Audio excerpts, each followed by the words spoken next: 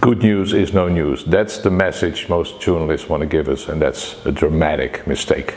I'm Charles Groenhuizen. I'm 65. I've been a journalist for over 40 years. We have to realize that journalism is like a mirror.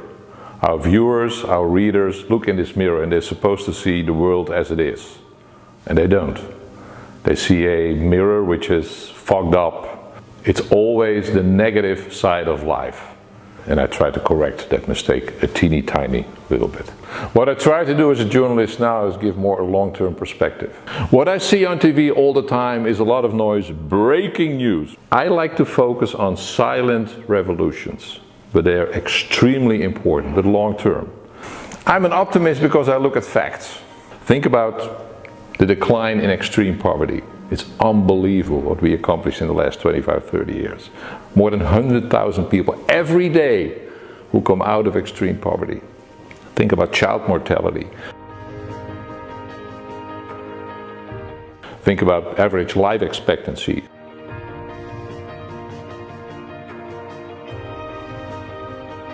Think about average health in the world that has, improved tremendously, and people don't know it. Sometimes I compare journalism with raising children. We raise children in a way that brings out the positive sides in them, things they do well. Imagine us as parents always saying to children what they're doing wrong. If that's the only message we have for our children, they're going to end up as miserable people and negative people and probably angry people. But this is exactly the way we treat as journalists the world.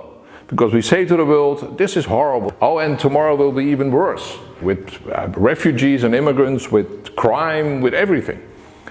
And the consequence of this negative attitude is that people look at the world in a very negative way. Very often it plays into the fear of people. It makes them scared and angry.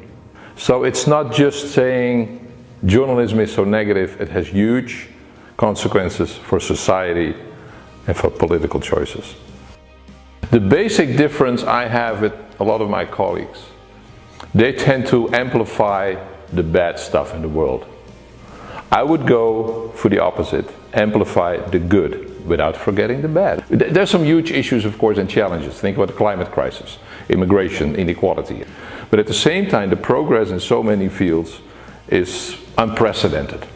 When it comes to education, when it comes to our basic human rights, sexual orientation for women, for children, and people don't realize it. If you steer it away from the negative focus and steer towards a more positive, more constructive way of looking at things, I think journalism could make a better world. The problem is, journalists don't consider it to be their basic task to make the world better.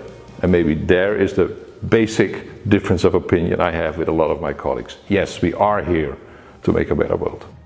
People should realize that being pessimistic about the world is a choice, but optimism is a choice as well. It gives more energy, and eventually with that kind of energy we can make a better world for ourselves, for our children, our grandchildren.